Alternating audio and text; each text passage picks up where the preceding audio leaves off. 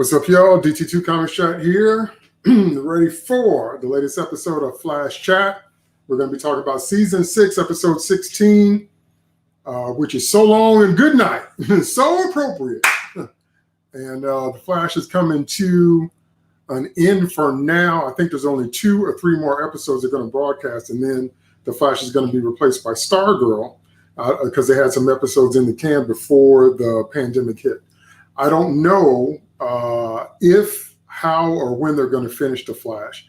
I would suggest following my good friend Eric's Reloaded, DJ Eric's, because he stays up on that kind of stuff much more than I do. So check out DJ Eric's. As a matter of fact, let me put a link for Eric's Reloaded. He does videos on that all the time in terms of what's coming up and what all the CW shows are doing, because he reviews all of them, and I just pretty much do the Flash. So let's see. So there's his link, and I put it in the comments. So I definitely want you to go check him out and subscribe to his channel. And like I said, he's much more on top of when the episodes are going to come back and how many more and all that. And I just kind of review them when they come out, because I don't watch all the CW shows. I just watch, and I just review the Flash so I can do Flash Chat. Okay. Now, if you don't know how Flash Chat works, I pose 12 questions over the course of an hour. 1 question every 5 minutes, where we dissect the latest episode of The Flash. And I also use this as a form of review, because I used to write written reviews, and people love my written reviews, but they were very time consuming. Very time consuming to write all that out and set it up and get all the pictures and everything. And I just ran out of that kind of time. Plus also, the show has become so repetitive in its themes and in its plot twists and its twists and turns and all the stuff it does until, so I just review it now here on Flash Chat when I ask the questions and read your answers, because I'm going to be interacting live on Twitter. So right now I'm on Twitter. And so what you need to do is follow me on Twitter. And I will put that here. Follow me on Twitter, and then use the hashtag FlashChat, because it happens every Tuesday, a week after the latest episode of The Flash. Because I used to do it on Wednesday. I used to do it the next day right before, but they didn't give enough people enough time to see it. People would tell me they hadn't downloaded it yet, or they hadn't watched it or whatever. So I did it on Tuesday afternoon, a full week after it airs and right before the next one airs, to give people enough time to check out what's coming up. Check out the episode that just aired, and then also be ready for what's coming up that night. Okay. So that's what Flash Chat is about. That's where it came from. That's what it's about, if you didn't know. So for those of you that are watching, anybody jumps on live, anybody watches this replay, so you know what's going on. So I'm going to be reading those questions on Twitter as I live tweet and live interact with everybody else answering. Going to be shouting them out here, and going to be giving my review and opinions on the episode while we're dealing with those specific questions. Okay. All right. So let us get started.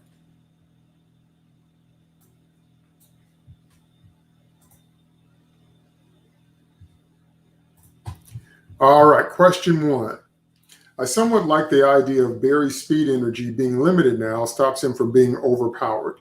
Do you like this development, limited speed force energy? Now, my thoughts on that are, obviously I do like it because I said it. I do like limited speed force energy, only because the Flash, the DC speedsters as a concept are overpowered. Now, Quicksilver on Marvel is not overpowered. He can only go so far. I think he can go maybe like Mach 2. So he's not nearly as fast as any DC speedster. But once they introduced the concept of the Speed Force, and once they basically took the limits off of, because when it comes to Wally, they have taken any and all limits off of his speed. So once that happened, then they became severely overpowered And so just, you know, it means that the danger is not believable when you can move faster than the sun can blink. Okay. So this idea of Barry's speed force energy running out, I would have liked it a little bit better if it was kind of like permanently limited, because what's going to happen is whenever he gets it back, when he builds his own speed force, he's going to be faster than ever.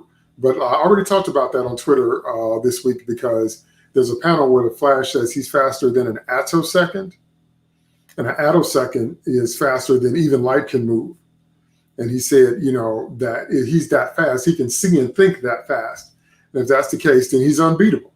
Flash should not be beaten. Barry or Wally or anybody as nearly as fast as him should not be beaten by anything. So I like this idea of him struggling, having more of a realistic obstacle to deal with in terms of his speed force energy running out, although obviously we know it's going to be restored because it's the Flash. How can we have a show, even though they do it all the time? But there has to be some kind of Flash and speed force power on the show. But I like the fact that he's struggling. Grant really does those scenes well, where he's talking about realizing that he can't protect the people that he loved, because that's always been the motivation of the Flash. Since he lost his mom to Zoom, Reverse Flash, because he's not Zoom on the show, he's Zoom in the comics. And since he's got his speed, that's always been his thing. He doesn't want anything to happen to the people that he loves, obviously, but just like Superman and Batman, he feels overly responsible that he ought to be able to protect everyone he loves from everything all the time, and that it's all his fault if he can't, which is how Smallville Clark thought. But anyway, so I do kind of like the development. Now let me read your answers and see what you guys have to say. Okay. Twilight's Inferno says it's adding a much needed tension to the show that has been missing for a while now. I'm enjoying it so far. They definitely need a long-term way to balance the overpoweredness of the Flash. Okay.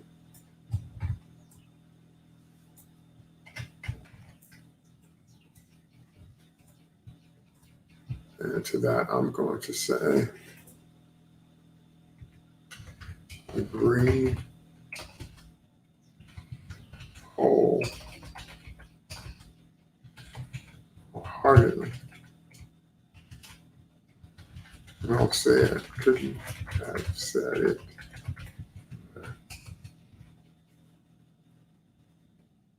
Could not have said that better. That's absolutely the right call. And absolutely the right idea. That's just what I was saying, that to give Flash that much needed balance.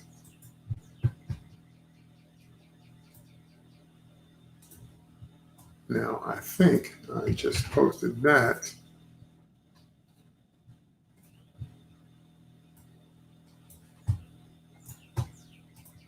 So let's try it here. I've noticed that the emojis, when you copy and paste them, they don't post the actual emoji on Twitter. It posts the description of the emoji, which just amazes me. But anyway.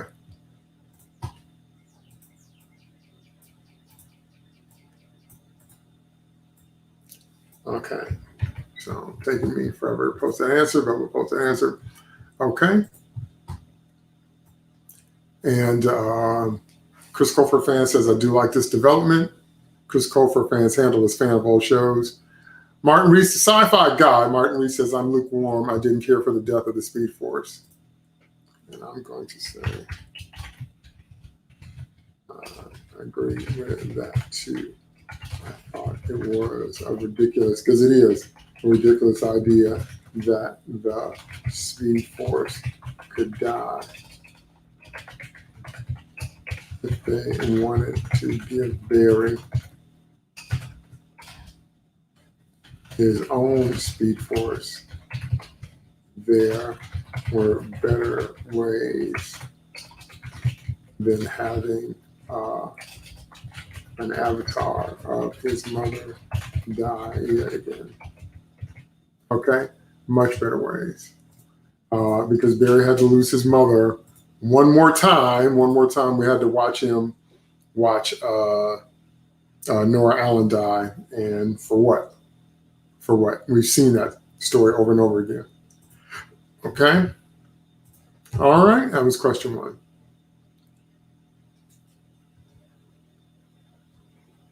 Now let's move on to question 2. Question 2 is it just me, or does January Galore look and sound like a James Bond villain, complete with sultry spy music in the background? Now, I know that turned out to be Sue. You know what? I think I'm going to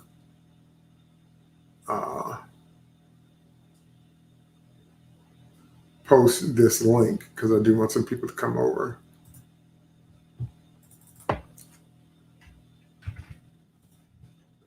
Okay. So I'm going to say, the FlashChat live stream right here. So anyway, yeah, the reason I brought that up about January Galore is because it just seems a little bit over the top. They always want to emphasize that Ralph is a detective, but he's always a corny detective. He's always kind of a clownish detective. They kind of clown him all the time. And I'm like, so this villain seemed kind of a little bit over the top, a little bit corny, almost Silver Age, something a James Bond villain would be or do or say. Now, I know it was Sue in disguise, but still, it felt retro, okay, and not always in the best ways. Let me see. Mauricio says, totally. Chris Cofer fan says, I'm not sure. I've not really watched many James Bond. D-Sales Bruise My Flesh. Tristan Seaver says she's named after you-know-who from James Bond, and less directly Mayday. So yes, that's deliberate. And I'm going to say, but doesn't it seem a little corny and over the top? They clown Ralph as a detective almost every time. Now that could be on purpose too, if they think that needs to be the comic relief, if you will. But I always thought that Cisco was the comic relief, and we didn't really need a backup with Dibney, or Dibs, as Cisco calls him. Cisco has been that relief, which I was fine with. So, but again, they're always clowning Ralph. But I mean, I guess they clown all the guys on the show, but still, always clowning Ralph, not necessary.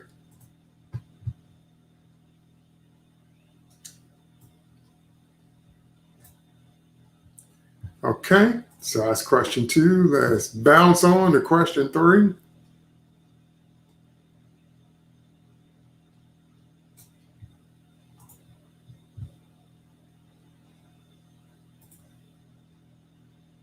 Question 3. Now they're turning Sue into Black Widow. I'm starting to have a hard time believing Ralph and Sue are going to fall for each other. Do you see a believable future romance with this couple? Now, I definitely did this as I was watching it, because I know there's a scene later on that has a different development in terms of their developing their relationship, because the next scene after this, you see the spark. So I'll get to that question in a minute. But I mean, in general, Sue is really, we see with the grappling hook and the Black Widow / Batman type escape, it was, I don't know, it felt like, she was being a little bit overpowered, but they're making a little bit more of Sue Dibney than they did in the comics that they need to be. Because I know everything's about, making sure she's a, strong, independent woman and she's her own character, blah, blah, blah. Nothing wrong with that as long as she's well written. But I'm saying she just seems a little next level for him. And she seems to have overly sophisticated skills for who she is and kind of how they introduced her. She doesn't have years and years and years of KGB training in the Red Room like Natasha, but she seems to be able to do the same things that Natasha can do with the, face mask stuff and the grappling hook exit like Batman. Natasha has her widow's claw, and, knowing he was doing the hacking thing and being able to shut him down, and just so many different things Sue can do that I'm having a little bit of a hard time buying from her. But if she's on that level, I don't really know how she would get with Ralph. In the comics, everybody was in love with all the other big name heroes, Batman, Superman, whatever, Flash, and Sue always had eyes for Ralph. And that's why he loved her so, because Sue always loved him just for who he was. So they are kind of setting that up. So, maybe I need to give it a little bit to see if they really pull it off. But then again, other than the Flash, who else is around? It's not like, it's not like the Trinity is around on this show. But anyway, so let me read your answers. Chris Colfer fan says this could change in the future, but right now, no. Right. So like I said, I know the spark starts later on in this episode, but Twilight's Inferno says clearly there's some hidden depths to Sue. She's doing it for a reason. She loves her parents and wants to protect them. I think she's being tough because she has to be, but she's a whip smart Spitfire who I think will work well with Ralph, especially now that he's more chill and heroic. And I'm going to say yes, but she doesn't have Black Widow's level of training, even though she seems to be able to do everything. Gotcha. And do. Seems a little OP for her character. Because she does seem just a little bit overpowered and a little bit too much, okay? Scott Williams, museum guy Scott says, I was actually going to say Catwoman, but yeah, Black Widow works too. Sorry, her background in Flash is a bridge too far for me. She'd be a cool character if her name wasn't Sue D. And now that Brandon Routh is off Legends, it's becoming harder for me to stay engaged with any CW first stuff. I'm going to say, because I think he means what I was saying. What specifically do you mean about her background being too much? If you mean that she's way overpowered to be the character in the comics, I agree. Okay, so he might be saying the same thing I'm saying, which is, good grief, this isn't really Sue Dearborn, this isn't really Sue Dibney, but she's now Scott said she's a little bit of a hybrid of Catwoman. I can see that too, but this is just a little too much for her, as far as I'm concerned. That's just a personal preference, but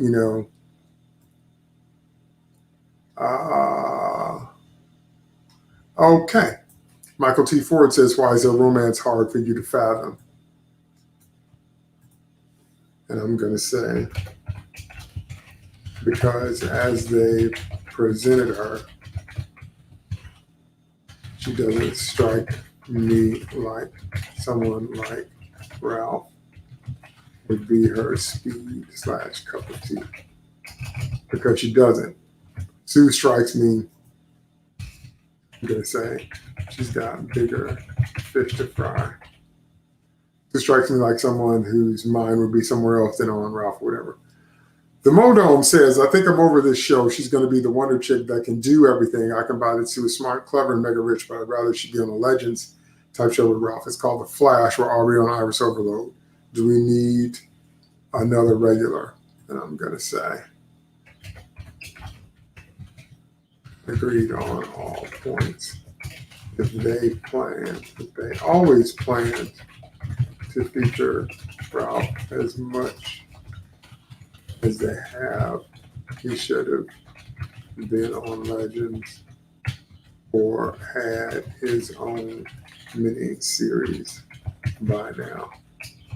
Now, at this point, with this episode, I think that maybe a Ralph and a Sue miniseries would work. When I say miniseries, I mean like 6 to 10 episodes. I don't mean like a full-blown 22, 23 episode season like The Flash has, because we do need to get back to focusing on The Flash. But because now we have a segmented show where we have the adventures of Team Flash instead of focusing more on Barry. So if they were going to feature Ralph the way they did, and I feel the same way about Killer Frost, except Obviously, I want Caitlin to stay on this show, but I'm saying they should have given Ralph and Sue a bit of a spinoff, maybe a miniseries, you know, if they were going to feature Ralph this much, because it does take away from time with Barry. But this chemistry between them, I'm going to talk about that in a minute. Maybe they could sustain their own show. Okay. Loving these answers, though, guys. Loving these answers. Okay. Okay. All right. Question number 4. I said, yep, nope, sorry. Being a meta-contortionist doesn't enable you to change your mass or give you super speed. Is Ragdoll overpowered now? Obviously, I think that answer is yes, because I posed the question. But I mean, I'm watching him in this episode, and I get being a meta-contortionist, being able to fold your body up into certain things or whatever, but folding is not the same as mass reduction. Like what? Contorting yourself into unnatural, impossible human shapes, because that is his power, because his bones always crack and his head always snaps, and they always make a point of that effect. And the actor characterizes the character in that way, that he's always readjusting that flexible skeleton and that elongated skin of his, because he obviously has elongated skin as well. That doesn't mean he could change his mass and make there be less of him. That's not what contortion does. And it also doesn't mean he would have super speed, because he's, you know, doing the twist and doing the twirl and flipping bullets back and all that. And so I don't know. I don't know. It just felt a little over OP for me. But, you know, like Sue's overpowered and Ragdoll's a little overpowered and Barry's underpowered, which is weird but typical for a CW show. So let me see what you guys had to say. Chris Cofer fan says, I'm not sure, but I think he is. Emperor Maruda, Rob_Kroll says, not yet, but I don't care much about this. He is creepy, but that actually is good. I mean, I'm not a comics expert, but I feel he is in comics creepy too. And to that, I'm going to say, yes. Yeah, I agree. He's got the creep factor down. Very unsettling, and a lot of jump scares with this character. Okay, so there are quite a bit of jump scares, and he is really creepy. They have that vibe down, but I still think he's a little OP. Okay. Twilight Sunvernal says, I don't know exactly what his powers are. He seems to have some of elongated man-like abilities, even in the comics, but I just know he freaks me out. I can barely watch his scenes. And I'm going to say, yes, the freak factor is strong with this one, because he's always ridiculously scary and coming out of the weirdest places, because he really does. He just shows up at the weirdest places. Sometimes he just sits there and waits on you, and then on corals like a snake. And, you know, that is definitely creepy and scary. They've got that part down. Okay, let's go on to question 5. Question 5. All right. Ridiculously foolish for Joe to take off his badge and tip his hand like that. However, it gave us the added benefit of seeing just how evil Carver is. Do you like him as a big bad? Now, I must say, Barry chewed Joe out after he did that. And I must say, I agree completely with Barry that was, they keep writing Joe West to make these rookie mistakes. Like he doesn't have years and years of training, of managing his emotions, of de-escalating a scene. That's what trained police officers do. But he takes his badge off and he goes and he tips his hand to Carver. And I'm like, one of the best, skills or weapons or advantages you have is if Carver doesn't know that you're onto him, or you know what he's doing, or you found him out, or you understand what's going on. because he might get, like he said, he might get sloppy and make mistakes. So a lot of different things can happen if Carver doesn't know that you know what's up with him. But putting him on blast like that and going over there without any backup and taking off his badge, you get right in his face, and just so many. That was just, I was just watching some football videos because I seriously miss football, and I was looking at some of the NFL, great fights and great ejections, and in the heat of the moment, all that adrenaline flowing, and you're tackling and you're fighting on the field, that I can see. But this was a calculated decision by Joe, and it just doesn't make any sense for the chief of police.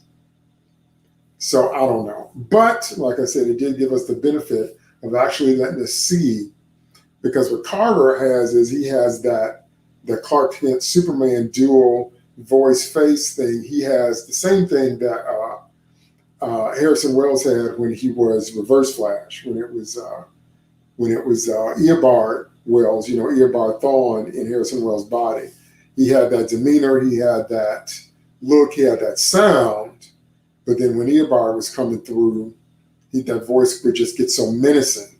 That voice would just get so scary. That voice would just get so threatening. And Carver has that. Carver has that down to a T. So I did like seeing that. And that all of a sudden, seeing that he's got kind of that blank baby face stare, that he kind of looks like he doesn't know what's going on. And then you see he's just pure evil underneath. I really like that. That made me take him more seriously as a villain. And that kind of turned up the tension. So I did like that part, even though the impetus, Joe going over there, was foolish. I did like that happening. Okay. Okay, so let me see what you guys had to say about that. Chris Corfer fan says, I agree. I do like Carver as a big bad. Martin Reese says, I like Carver as a big bad. He's arrogant and evil and super rich. And I'm going to say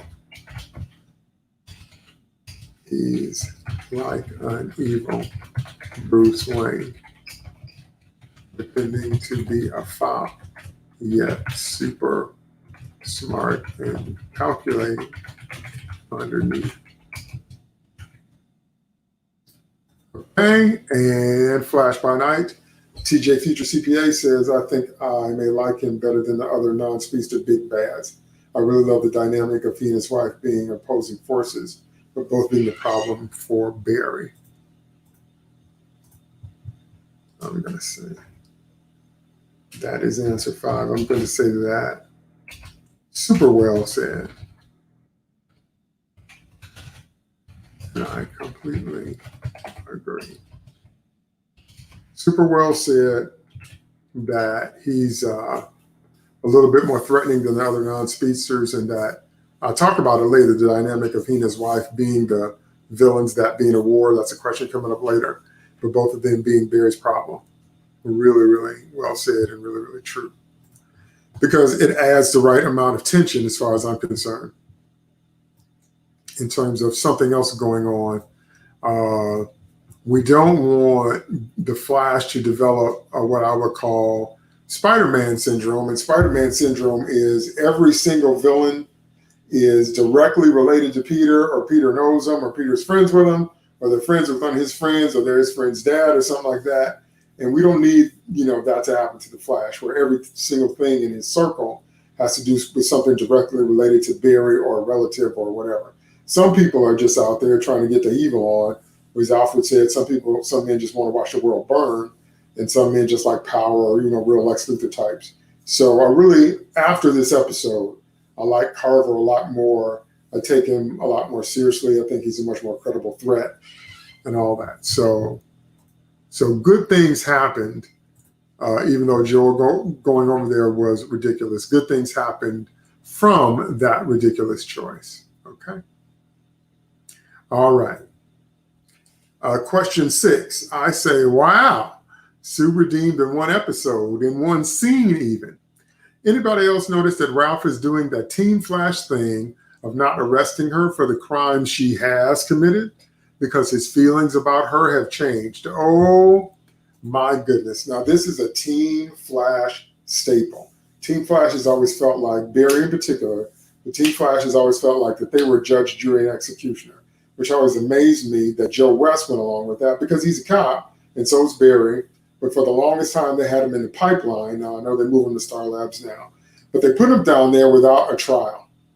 So there was no due process. The Flash was like, you're a meta, you're a danger, so we're going to lock you up in this little square that would drive anybody crazy. How did they go to the bathroom? How did they eat? I know they had deleted scenes and all that, but still. And that was cruel and unusual punishment, which is against our legal system. And I can't believe that both Barry and Joe condone that. But Team Flash has always had this idea of, we save the world. We know what's going on. We understand these metas, blah, blah, blah, blah, blah. So we get to decide their punishment or their fate or whatever. And so Ralph is now doing that same thing of, she's a criminal, she's a criminal, she's a criminal, she's a criminal. Oh, wait, she's being a criminal because she's trying to protect her parents or she wasn't stealing anything. And just because she was hacking banks or systems that were extorting her parents doesn't mean said hacking wasn't illegal. Doesn't mean she had the right to take the law in her own hands like that. That's what I'm saying. But now that Ralph's feelings have changed, his feelings have changed. Now all of a sudden, hey, she's not a criminal. I'll get with the program. I'll help you. Team Flash does that all the time. So what do you guys think about that? Let me read your answers. Because she's giving him, the wink and blink. She's making the googly eyes. She's flirting and doing the nose thing and all that. And I'm like, yeah, okay.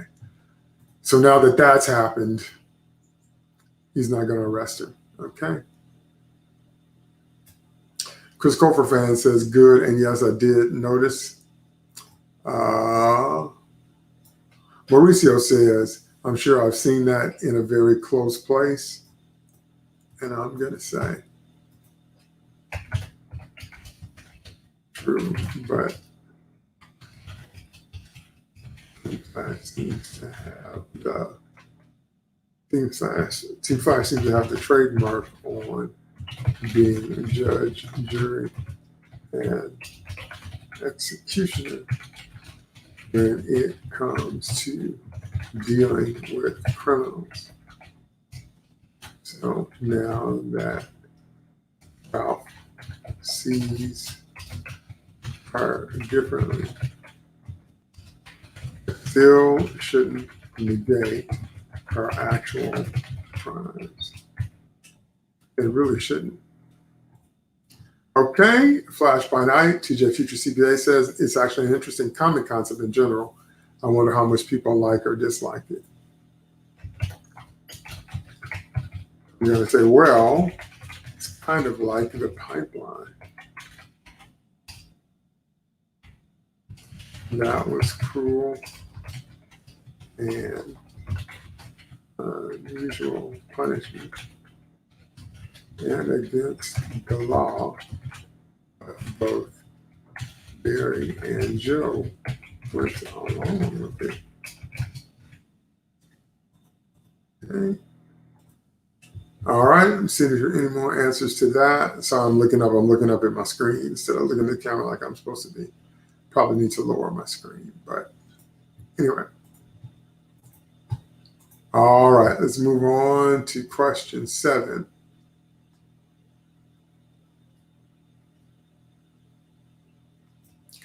Question 7 is between Allegra and Nash. Who's in the right? Should Nash just walk away and get over his guilt from the past?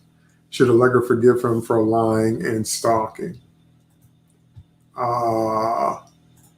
Maybe it's just me, but every version of Wells has come across as really, really creepy. Harry was obsessed with Jesse. The rest of them. Anyway, the first one, Barb was obviously obsessed with Barry. So it seems that obsession is a character trait or personality trait for the Wells. It's just that it doesn't seem to me that Nash gets that Allegra is not his Allegra or his version of who died. She looks like her, but this is not who Earth One Allegra is. So she's not going to have any of the feeling or the emotion or the memories or the connection or the bonding that Nash, of course he still has it with the memory of the girl that died, but that's not this girl. That's not this version. So it seems to me that he doesn't seem to be able to understand that she's never going to respond the way he wants her to respond, because that's not who she is as a person. Seems like he just didn't get that, though. So my answer to that question is, I understand both of where they're coming from, but I think Nash should just let it go. He'll have a much better chance of getting along with her and moving on with his life and doing all the things he needs to do if he just lets that go and lets her live her life, because it's not going to bring his dead daughter back, and it's not going to stepdaughter, and it's not going to make Allegra be her. You know, that's tough, but I think it's the truth. Okay, let me see what you guys had to say.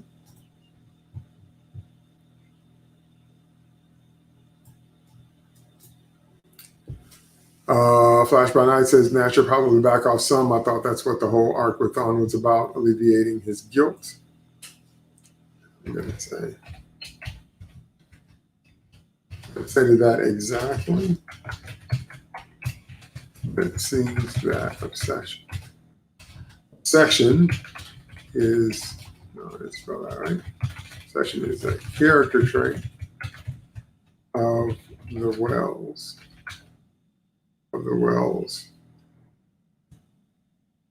Family. Allegra is never going to be his stepdaughter.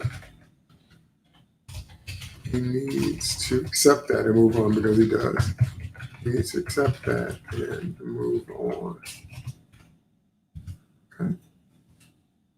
All right, let's move on ourselves to question 8. Question 8 is, I applaud Joe's courage for being willing to sacrifice his own life. But what if that wire had been the wrong one? Would his death have been selfish? Okay. So I agree that, you know, Joe didn't have a lot of time and he had to make a decision. So he made a decision to take his chances. But if that wire he pulled had been the wrong wire and that bomb had gone off, then it would have been no more Joe West. Okay, so, you know, what about, you know, Cecile? What about their baby? All that, Jenna. And so I understand he had to make a decision in a moment, and I understand, you know, that he couldn't lose Cecile, because that's what everybody in the episode kept saying. You know, Mirror Iris, Fake Iris was like, I can't lose my dad. And Barry was like, I can't lose Joe. I can't lose you. And Joe was like, I can't lose Cecile and I can't lose Jenna and all that. So I get that. But I mean, that's kind of a common comic book trope where somebody says, we'll do a substitutionary death. So I agree that it is the ultimate sign of love, that you can't show someone that you love them any more than when you lay down your life for them. I understand that. But I'm saying, I guess I'm more thinking about the aftermath, that if he had actually died, that means that Carver wins, and now Jenna is going to grow up without her dad. Barry's going to lose his dad, and whenever they find the real Iris, and Wally's going to lose their dad. And so I don't know. You know, because when you think about having to make a split-second decision, not having a lot of time, somebody's going to die. So Joe said, you know, in this case, it's going to be me. So I can understand it. Like I said, I applaud his courage, but I'm just wondering if that would have been an actual selfish decision in terms of the aftermath. You know, what happens to his family, what happens to those that remain. But then again, you know, if he had done nothing, Cecile would have died, you know. It looks like Barry only had time to save one of them because his speed was running out. And so, and Barry is obviously very disappointed that he could not get to Joe in time. All right, I'm going to skip back, look at some more answers to some questions before, talking about Allegra and Ash again. Emperor Maruda says they need to talk to each other and move on. My theory is when multiverse is rediscovered, she's going to travel with him to other Earths. Now, that should be interesting. If she does become his time-traveling archaeological sidekick partner anyway. Going back to question 6 about Sue. Okay, no new answers there. But I will go to the question, I want to see. question about their believability. Yeah, I got a lot more responses on that one. Michael T. Ford says in response to my question, he said, I mean, it's a pretty common romantic trope to have characters who initially don't click and bicker but fall for each other. Moonlighting was built on that vibe, and Ralph is, after all, a detective. And I'm going to say, you went way back on Moonlighting.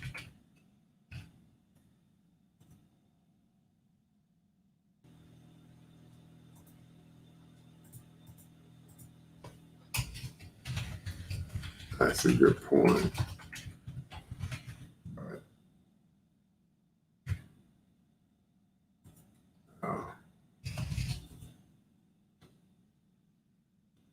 I just don't see how Ralph could interest her enough for her to pursue a relationship. So, I really don't see how Ralph could be interested enough to sue with all the things she's seen and all that different kind of stuff. Welcome to the Gong Show says, I guess I didn't really follow Sue in the comics, but I have enjoyed Harley Sour's portrayal of a long-headed man. May be in the minority, but I do want him to eventually get the girl. His character definitely deserves it. Deserve a happy ending, no?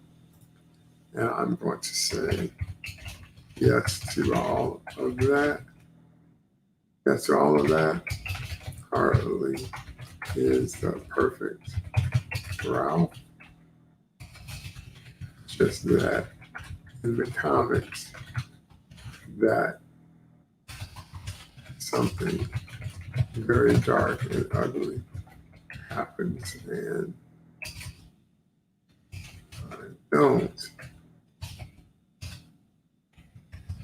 want to see that here, because I really don't see that here.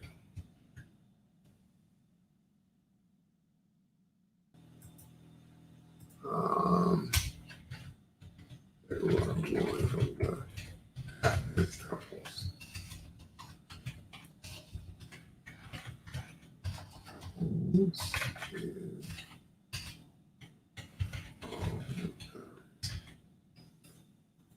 Yes. Okay. Okay. Let's move on. We're running out of time. Okay. Question 9. I said, plot twist, scene is a mirror dupe, which then begs the question, exactly how many mirror duplicate characters are we dealing with? Now, I will say on this one, this is quite standard, because once you introduce doppelgangers or mirror images, that whole thing, and then the trope or the idea can become unlimited. So that's what I'm thinking now, that maybe we're going to keep getting surprises where a whole bunch of people end up being mirror duplicates. I'm gonna laugh and Bear is a mirror duplicate, but I know he's not. But a whole bunch of people now have been replaced with the mirror dupes, and so once you start depending on that, then it can kind of unravel, because we know Iris, we know Camilla, and now we know Sing is all a mirror dupe, and so they could just pop up everywhere, and it becomes a convenient plot device. It becomes a convenient writing easy way to get your way out of a scene, to say, well, that wasn't them anyway. It was their mirror duplicate, and and they can just be everywhere. And once they're everywhere, then I don't know, the plot loses a little bit more believability as far as I'm concerned. But I could be wrong. That's just my thought. But I don't want. So what I'm trying to say in a nutshell is, I don't want them to overdo it. If they overdo the idea of the mirror dupes, then it's just gonna gut any punch or any bite that particular plot element has, at least as far as I'm concerned. Okay. Oh, I've got a live stream viewer who's here. Post a comment in the chat so I can shout you out. Somebody's watching me on the live stream. Let me know that you are here so I can shout you out. Okay, and let me see your answers. Oh, yes, they left. Let me see your answers on question 9. Twilight Inferno says, and also, where are they? Ah, that's singing Camilla at least, and we have no idea where she's keeping them or for how long, since Iris clearly hasn't seen them. I'm going to say, absolutely correct. It becomes a very weak plot element when all of a sudden mirror dupes are everywhere. Loses tension in the plot very fast. Okay. I see somebody's watching, but they haven't made a comment. So when you come on, make a comment so I can shout you out. Okay. All right. Chris Cofer fan says, I'm not sure how many dupes, at least 3 that we know about, which is true. Michael Vincent Bull says, thinking face, like, how many could there be? Colbert Massey says, God, I hope so. I know Christ has changed things, but don't make Sing a villain. Okay. I'm going to say, I get your point that Sing should stay a good guy, but we can't have everybody be mirror dupes. Okay. Rob Kroll and Berkaruda says probably a few more, which gives us another cue where our originals, because we see not only Iris and Mirror World. Another question. That's right. I'm going to say that's right. Where exactly are the originals? Okay. All right. I still got somebody watching, but they won't make a comment, so I can shout them out. So thanks for watching me on live stream, whoever you are. Okay. Okay. And I think I'm going to put my live stream link on my Facebook page, because I do have a DT2 Comic Shack Facebook page, and that's normally where I broadcast my live stream of FlashChat 2 is my comment page. But in this instance, I'm putting it on my YouTube live stream because I found out, just like every YouTuber, that live streams don't automatically post as videos. You have to download the video and upload it as a video. And so, but I think I'm going to make a live stream playlist. I'm going to say FlashChat live stream here. Okay. All right. Oh, they're going again. Yeah. Okay. All right. Let's move on. We're moving to a close.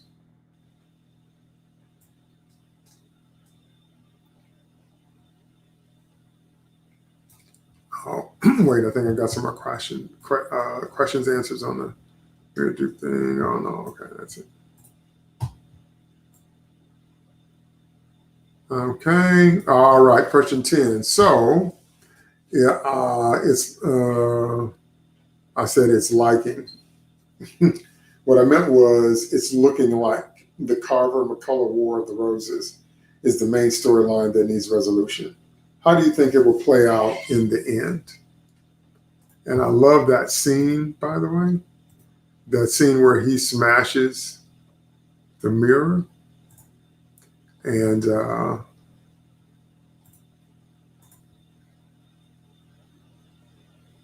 he smashes the mirror and breaks it into a million little pieces. And his wife is in all those pieces. His wife's face is looking back at him. I love that scene. But they definitely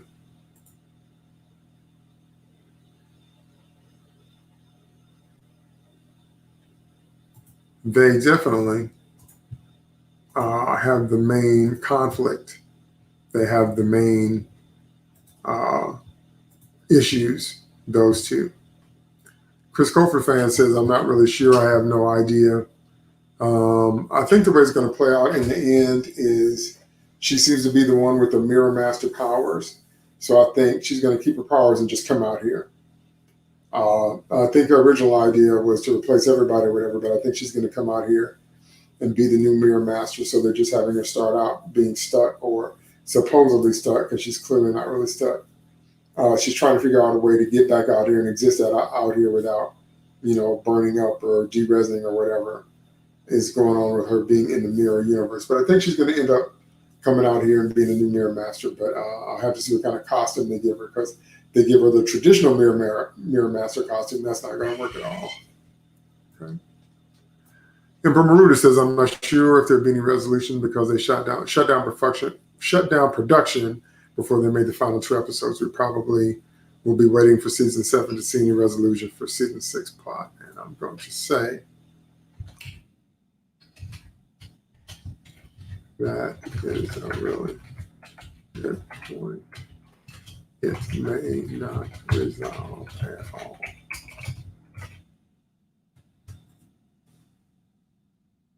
Okay.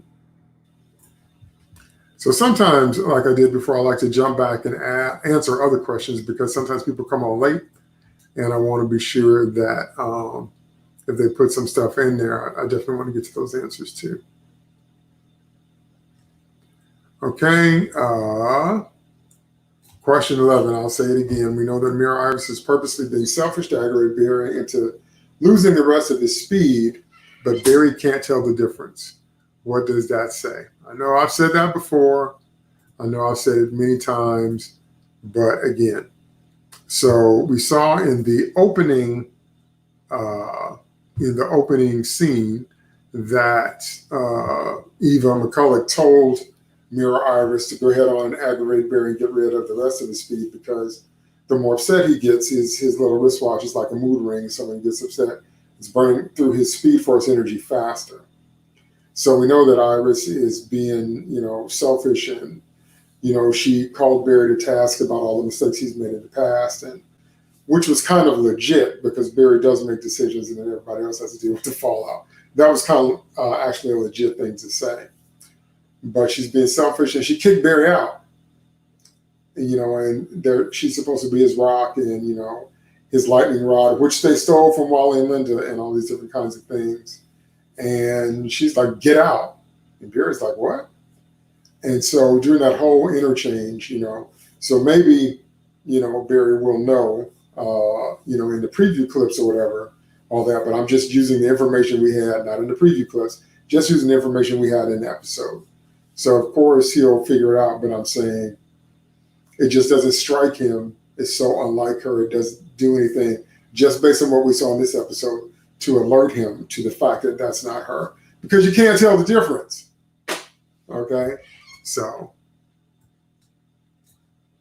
Chris Cofer fan says all true, good points. Okay, cannot tell the difference. All right, let me see, is anybody watching? Nope. Let me go all the way back to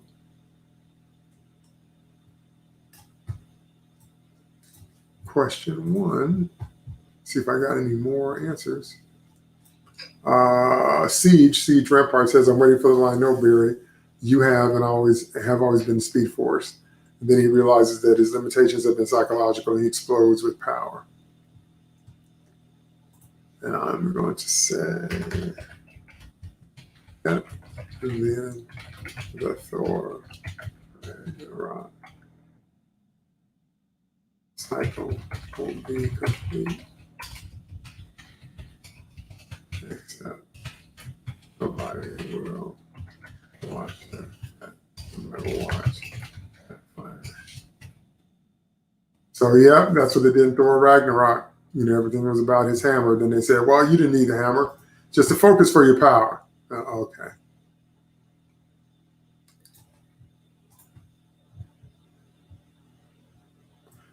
Martin Reese said on question 1, they could have said something happened during crisis that made it so that he could no longer access it, forcing him to make his own Speed Force.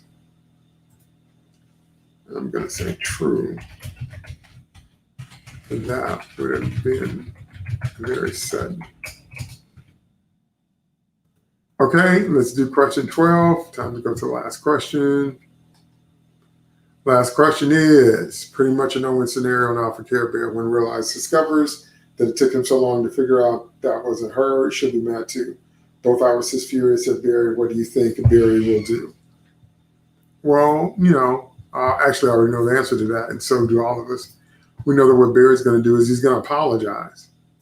No matter what. No matter what Mirror Iris did and no matter what Real Iris does, Barry's going to apologize for sleeping with her, them being husband and wife, and him not knowing that wasn't his real wife, for not catching any type of context clue that wasn't really her.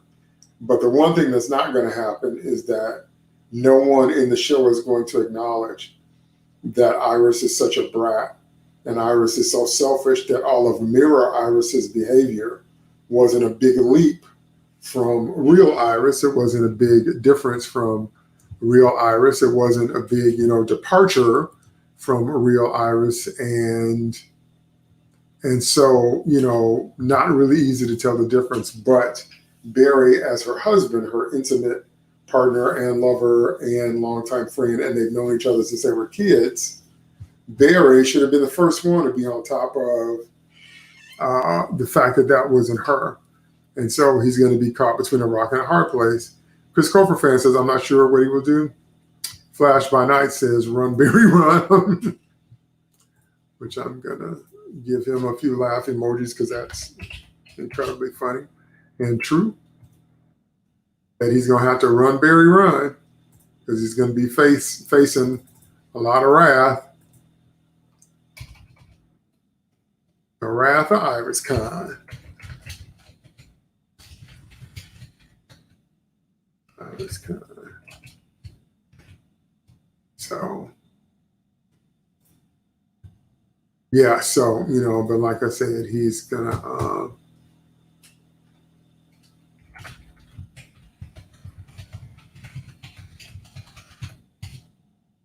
he's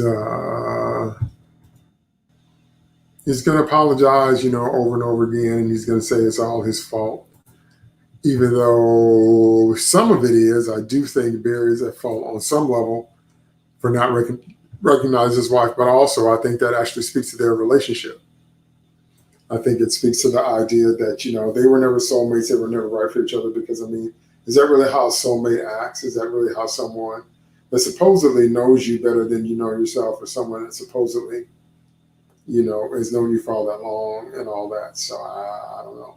I for me would be the final nail in the coffin of their relationship, because if she was like, I trusted you and you couldn't save my dad, and I don't care that you're losing your speed, get out.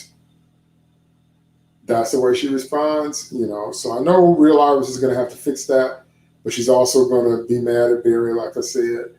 But if I was Barry, just based on the information in the show, not the preview clips, just based on the information that we see there, when Barry got out, I would have been like, yeah, well, sayonara. All right, that's it for Flash Chat, fastest hour live. Thank you so much for joining me, those that did watch me here live, those of you that are watching the replay, and those that join me live on Twitter. Thank you so much. And I will see if the Flash is on tonight and back for the next 3 episodes. Then we'll be back. We'll always be a week after the latest episode of the Flash, but there are only 2 or 3 more. And then I think it's going to be replaced by Stargirl, and I think that's it. Okay? So thanks for joining me for this week's Flash Chat, and I will see you a week after the next episode airs, whenever that is. Thanks, and have a great day.